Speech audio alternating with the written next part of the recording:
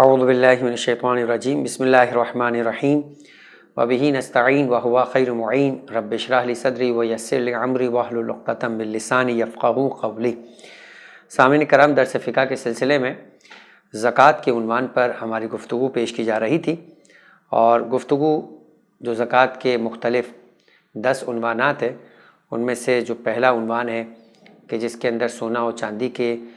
زکوٰۃ کا تذکرہ تو بیان ہو چکا، اس کے بعد جو 4 جو ہے وہ جانوروں کا تذکرہ ہے، گائے، بھینس، بھیڑ، بکری کے عنوان سے ان کا جو ہے وہ بھی تذکرہ کیا جا رہا تھا، اور جس کے اندر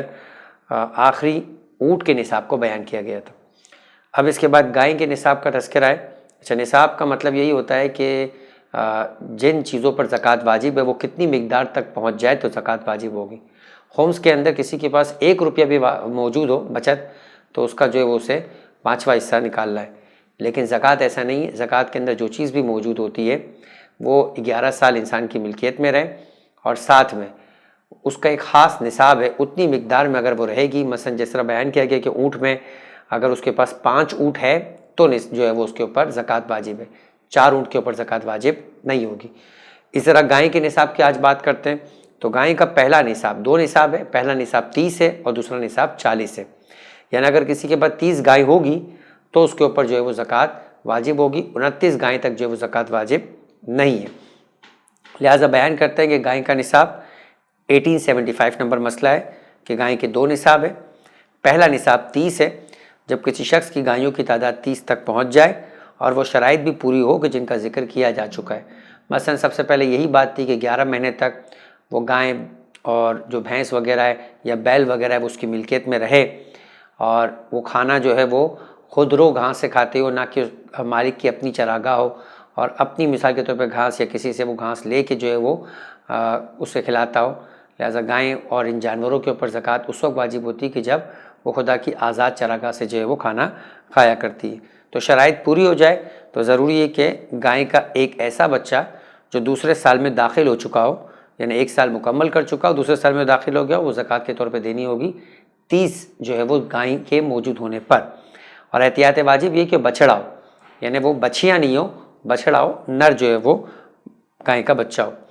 دوسرا نصاب 40 ہے، یعنی 30 کے بعد جب تک 40 تک نہیں پہنچ جاتی گائیں تب تک زکوٰۃ واجب نہیں۔ 39 جو ہے وہ گائیوں کے اوپر زکوٰۃ نہیں ہے،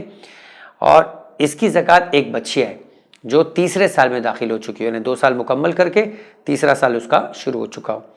اور 30 اور 40 کے درمیان زکوٰۃ واجب نہیں ہے۔ مثلا کسی کے پاس 39 گائیں یعنی 39 گائیاں ہو تو ضروری کہ وہ صرف 30 گائیں کی زکوٰۃ دے، 9 گائیں جو اضافی ہے اس کی زکوٰۃ دینا واجب نہیں ہے۔ ہاں، اگر اس کے پاس 40 سے زیادہ گائیاں ہو جائے تو جب تک ان کی تعداد 60 تک نہ پہنچے، یعنی 41 سے لے کے آپ سمجھے کہ 59 تک جو ہے وہ بس اگین اس کے اوپر زکوٰۃ نہیں ہے، اس کو اپنے 40 کے نصاب کے مطابق زکوٰۃ دینا ہے۔ جب دوبارہ 60 ہو جائے تو اب اس کو 30 اور 30 2 نصاب بنا کر جو ہے وہ زکوٰۃ دینی ہوگی۔ تو جب تک اس کی تعداد 60 تک نہ پہنچ جائے ضروری کہ صرف 40 پر زکوٰۃ دے۔ جب تعداد 60 تک پہنچ جائے تو چونکہ یہ تعداد پہلے نصاب یعنی 30 سے دگنی ہے تو ضروری ہے کہ وہ 2 ایسے بچھڑے بطور زکوٰۃ دے جو دوسرے سال میں داخل ہو چکے۔ اسی طرح جو گائیوں کی تعداد بڑھتی رہے گی تو ضروری کہ یا تو وہ 30 سے حساب کرے یا 40 سے حساب کرے یا 30 اور 40 سے جو ہے وہ حساب کرے۔ تو ضروری کہ یا تو وہ 30 سے حساب کرے یا 40 سے یا 30 اور 40 سے دونوں کا حساب کرے، اور ان پر اس طریقے کے مطابق زکوٰۃ دے جو بیان کی گئی ہے کہ اگر 30 کا حساب ہو تو 2 بچڑے ہوں گے جو دوسرے سال میں داخل ہو گئے، اور اگر 30 اور 40 کا حساب ہوگا تو 1 بچڑا اور 1 گائے ہوگی، اور اگر 40 کا نصاب ہوگا تو 2 گائیں بچیاں دینا پڑے گی جو تیسرے سال میں داخل ہو گئے۔ لیکن ضروری ہے کہ حساب اس طرح سے ہو کہ کچھ باقی نہ بچے۔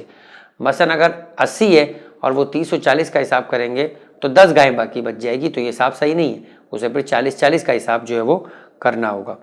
تاکہ گائیاں جو ہے بچے نہیں۔ اگر کہیں بچ رہے، مثلا اس کے پاس اگزامپل کے طور پہ جو ہے وہ 100 ہے اور وہ 40 کا حساب کرتے تو 80 ہوتے 20 بچ جاتے، وہ 30 کے حساب کرتے ہیں تو 30 اور 30 یہ 90 کا حساب بن جاتا ہے، تو اس میں 10 بچ جاتے ہیں۔ تو اگر وہ 30 اور 40 کا حساب کرے تو یہ جو ہے وہ 80 اور 30 110 ہو جاتے۔ تو اگر وہ 40 30 اور 30 کا حساب کرے تو یہ پورا حساب 100 کے اندر بیٹھ جاتا ہے۔ تو جب بھی حساب کرنا اس طرح سے کرنا ہے کہ گائے بچے نہ، اور اگر بچے تو 9 سے جو ہے وہ اوپر اس کی تعداد نہ ہو۔ مگر اس کے بعد 70 گائے تھی مثلاً، تو ضروری کہ 30 اور 40 کے مطابق حساب کرے، اور 30 کے لیے 30 کی اور 40 کے لیے 40 کے مطابق جو زکوٰۃ ہے وہ دے۔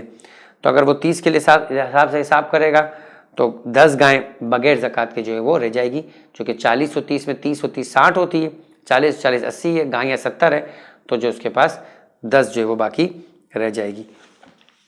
اور بعض مقامات مثلا 120 گائیں پر اس کو اختیار ہے کہ وہ 40 40 کے 3 نصاب بنائے یا 30 30 کے 4 جو ہے وہ نصاب بنائے، یہ مرضی ہے کہ پھر جب وہ 30 30 کے 4 بنائے گا تو اس کو 4 بچھڑے دینے ہیں جو دوسرے سال میں داخل ہو جائے، اور اگر وہ 40 40 کے 3 نصاب بنائے گا تو اس کے مطابق اس کو جو ہے وہ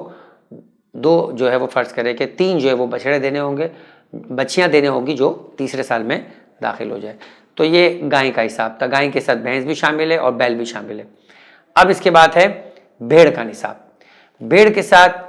بکری، بکریاں، دمبا، یہ سب چھوٹے جانور ایک ساتھ جو ہے وہ شمار ہوتے ہیں۔ 1876 1876 بھیڑ کے 5 نصاب ہے، اونٹ کے بھی 5، اونٹ کے بلکہ جو ہے وہ بیان کیا گیا تھا آپ کی خدمت میں کہ اونٹ کے تقریباً 12 نصاب تھے، گائیں کے جو ہے وہ 2 نصاب تھے، بھیڑ کے جو ہے وہ 5 نصاب ہے۔ پہلا نصاب 40 ہے اور اس کی زکوٰۃ 1 بھیڑ ہے۔ 40 بھیڑ کسی کے پاس موجود ہو، 40 بکریاں کسی کے پاس موجود ہو، 1 بھیڑ جو اس کو زکوٰۃ کے طور پہ دینی ہے۔ جب تک بھیڑوں کی تعداد 40 تک نہ پہنچے، یعنی 39 39 تک بھی اگر بھیڑ ہے تو جو ہے وہ زکوٰۃ نہیں ہے۔ دوسرا نصاب 40 کے بعد اگلا کیا ہے کہ 121 کا نصاب ہے، اس کی زکوٰۃ 2 بھیڑ ہے۔ 40 سے لے کر 120 کے درمیان جو وہ کوئی زکوٰۃ نہیں۔ 121 کے بعد اگلا نصاب جو تیسرا نصاب ہے وہ 201 ہے اور اس کی زکوٰۃ 3 بھیڑ ہے۔ 201 کے بعد چوتھا نصاب 301 ہے اور اس کی زکوٰۃ جو ہے وہ 4 بھیڑ ہے، اور 301 کے بعد 5واں اور آخری نصاب ہے جو 400 اور اس سے اوپر کی ہے، اور اس کا حساب 100 سے کرنا ضروری ہے، یعنی 400 ہو تب 100 کا حساب ہے، 500 ہو تب بھی 100 کا حساب ہے، 600 ہو تب بھی 100 کا حساب ہے۔ لیکن اب 600 کے اندر اگر 672 ہو تو 600 پہ جا کے حساب رک جائے گا، 600 کے بعد اگلا حساب پھر 100 کے حساب سے 700، پھر 800، پھر 900، اس طرح سے بنے گا، اور ہر 100 بھیڑوں پر